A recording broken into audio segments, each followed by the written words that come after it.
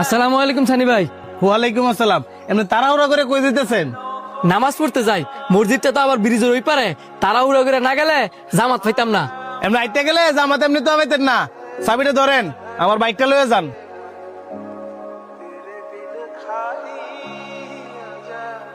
দেন।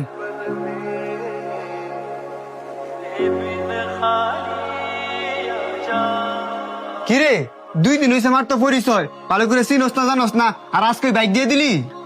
বিশ্বাস বিশ্বাস না? যখন বাইকটা লিয়ে আইতো না তখন বিশ্বাস বাইরে যাবো।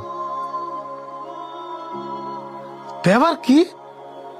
নামাজ তো কোন চুমুই শেষ, ওহনো বাইকটা লয়ে আয় নাকি রে? অন্তর, একটু সামনে গিয়ে দেখছে লোকটা আমার বাইকটা লয়ে আয় নাকি? কাজ করতাছি রে, আমি পারতাম না।